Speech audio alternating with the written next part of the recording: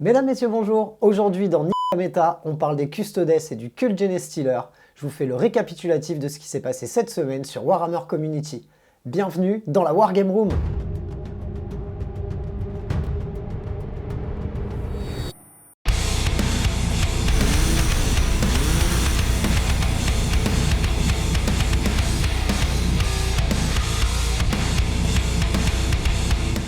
Si vous aimez le contenu proposé par la chaîne, je vous invite à vous y abonner, à mettre des pouces bleus et vos commentaires.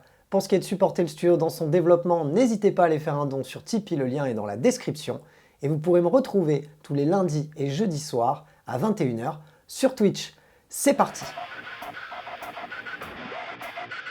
On va commencer par parler du Cult Genestealer. Les codex sont en précommande, vous avez déjà pu très certainement voir des vidéos de review de codex sur internet, mais je vais quand même vous dire ce qui s'est un petit peu passé la semaine dernière.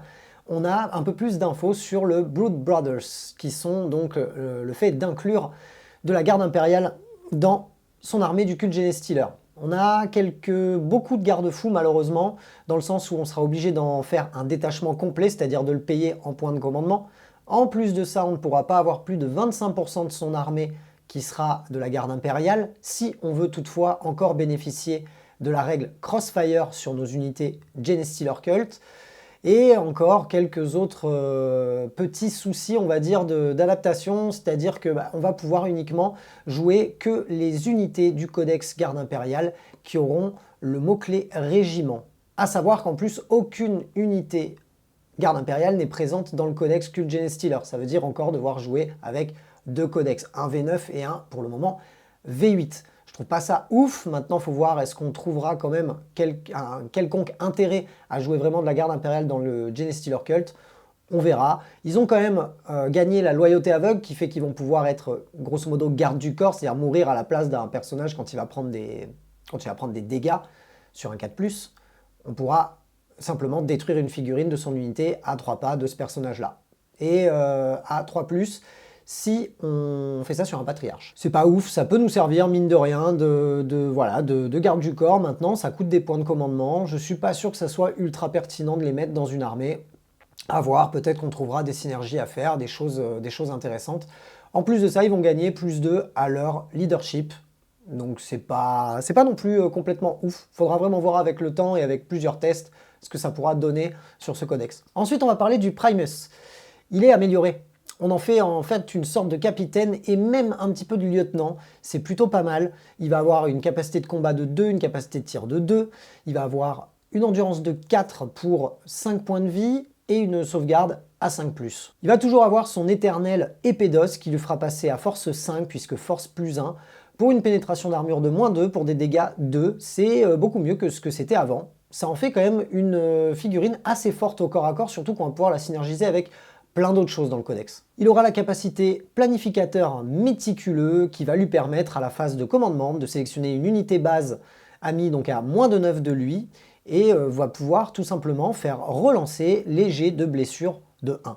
Il va avoir une dernière capacité qui va se payer en coup en points, qui est plutôt sympa dans le sens où ça nous permettra d'utiliser donc cette aptitude planificateur méticuleux une deuxième fois, une fois par bataille. Et en plus de ça, à chaque fois qu'on utilisera la capacité donc planificateur méticuleux, on va pas être obligé de sélectionner une unité corps. On a aussi un stratagème, la dévotion fanatique, qui pour un point de commandement va vous permettre de sélectionner une unité ennemie qui est engagée donc avec à portée d'engagement d'un primus, d'un patriarche ou d'un magus, de sélectionner une unité amie à moins de 6 pas et de lui faire faire une intervention héroïque à 6 pas.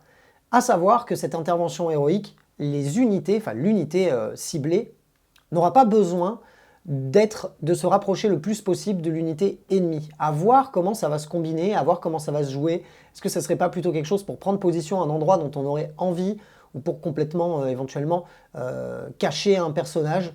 À voir ce qu'on pourra en faire. Ça peut être pas mal, surtout que ça coûte qu'un seul point de commandement. On va parler ensuite de quelques armes. Les profils ont été partagés sur Warhammer Community. On a le canon sismique par exemple, qui va avoir donc 2 profils de tir, un à longue et un à courte portée. En longue portée, à 24 pas, on sera sur du 6 tirs de force 4 pour une PA de -1 et un dégât de 1. Et par contre, en courte portée, à 12 pas, c'est là où ça va moins rigoler, on va avoir 3 tirs qui feront de la force 6, PA -2, dégâts 2. Et le marteau lourd de nos aberrants préférés, il est super cool. Il nous fait une force de +3 pour une pénétration d'armure de -2 pour un dégât de 3. Inutile de dire que ça va meuler sévère. On n'a plus de malus pour taper avec et ça c'est vraiment génial. Et enfin, un petit stratagème qui pour un point de commandement va un petit peu booster nos armes industrielles.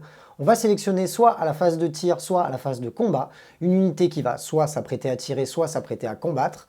Et alors, si elle utilise des armes de tir, donc industrielles, on va pouvoir augmenter leurs dégâts de 1. Si elles sont au corps à corps avec, pareil, des armes industrielles, on va pouvoir augmenter la force de ces armes de 1. Par contre, en contrepartie, une fois qu'on aura terminé ces attaques, si on a fait des 1 à nos jets de touche, malheureusement, on subira une blessure mortelle sur le porteur de l'arme.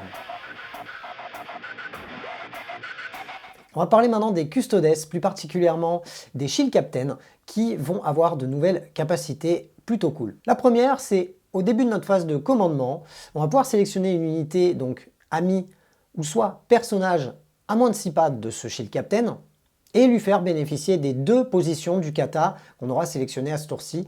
C'est plutôt cool, surtout qu'il y a des katas qui sont vraiment très intéressants, surtout d'avoir les 2 effets qui se coulent.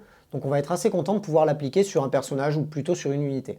On a d'ailleurs un nouveau kata qui a été révélé, le Salvus. Son premier effet va être d'augmenter la portée de 4 sur les armes de tir dont sont équipées les unités qui utilisent ce kata. Et le deuxième effet qui est plutôt sympa, c'est si on est une unité d'infanterie et qu'on n'a pas Advance à ce tour-ci, on va avoir la possibilité, avec toutes nos armes auriques, de tirer une deuxième fois.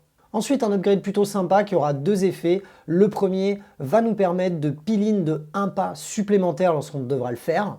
Et en plus de ça, à chaque fois qu'on devra donc peel-in, faire une intervention héroïque ou consolider, on va pouvoir le faire, pas nécessairement en direction de l'unité ennemie la plus proche, et surtout, même si on est engagé et qu'on touche un socle d'une unité, on va pouvoir quand même se désengager et du coup faire ce mouvement de consolidation. Une autre upgrade vraiment sympa qui est Defiant to the Last nous permet tout simplement, quand on a perdu un point de vie sur une figurine, tant qu'on n'en est pas à la moitié, on va pouvoir avoir plus d'une attaque. Et si par contre on est à plus qu'à la moitié de ses points de vie, voire en dessous, on aura encore plus 2 attaques. C'est-à-dire au plus on prend dans la tronche, au plus on met dans la tronche. Une autre amélioration va nous permettre de pouvoir un petit peu gérer la masse.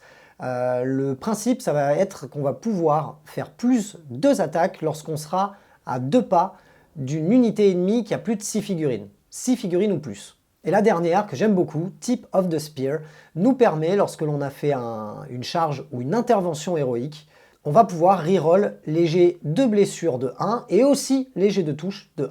On finit avec quelques stratagèmes Custodes. Le premier, il est assez maintenant fréquent dans tous les codex et pour un PC, ça va nous permettre d'avoir une relique supplémentaire sur un autre personnage. Et selon le format auquel on joue, on va pouvoir l'utiliser plusieurs fois avant la partie. En parlant de reliques, on en a une qui est plutôt sympa, c'est l'Obliteratum. Ça va nous permettre de remplacer un lance-grenade Ballistus par une arme qui fera donc assaut 1 à 18 pas, mais qui sera de force 10, PA -4, dégâts D3 plus 3, rien que ça. La transhumane des Custodes, ça y est, c'est acté. Pour un CP, si on a 3 figurines ou moins, pour 2 CP, si on en a plus de 3, et ben toutes les blessures de 1 à 3 ne fonctionneront pas sur votre unité.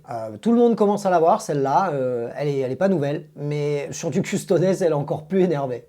Un stratagème plutôt intéressant qui va vous permettre, pour un point de commandement, de transformer un Dreadnought Custodes, oui, un Dreadnought Custodes, en capitaine et lieutenant. C'est-à-dire que les unités corps amis à moins de 6 pas de ce Dreadnought vont pouvoir relancer leur jet de touche de 1 et leur jet de blessure de 1. Il faudra toutefois prévoir puisque ce stratagème se jouera à la phase de commandement et fonctionnera jusqu'à la phase de commandement suivante. Ensuite, un stratagème concernant les Sœurs du Silence qui se combine avec une action faite par les Custodes, l'action de avoir tiré ou d'avoir par exemple tapé au corps à corps.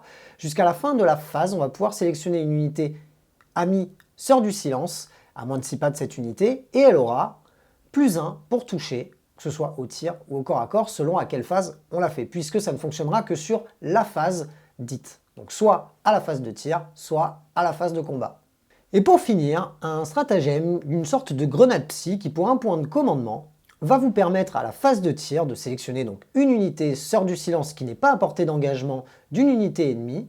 Vous allez jeter un dé de 6 et sur un 2+, l'unité psycheur visible la plus proche à moins de 6 pas de cette unité de Sœur du Silence subira les périls du Warp comme ça, gratos. J'en ai terminé avec cet épisode récapitulatif, j'espère qu'il vous a plu, à savoir que la semaine dernière je n'étais pas au studio, c'est pour ça que j'ai pas pu les faire au jour le jour. Depuis, les analyses de codex sont sorties, les codex sont en précommande, je me doute que la plupart d'entre vous auront déjà eu une très bonne idée de ce que vont être ces codex. Je tenais tout de même à faire cette vidéo parce que je me suis engagé à le faire. J'espère qu'elle vous a plu. Si c'est le cas, n'hésitez pas à y mettre un pouce bleu, à aller faire un tour sur le Tipeee de la chaîne. Si vous n'y êtes pas encore abonné, je vous invite à le faire. Et on se retrouve bientôt pour une autre vidéo. À bientôt dans la Wargame Room.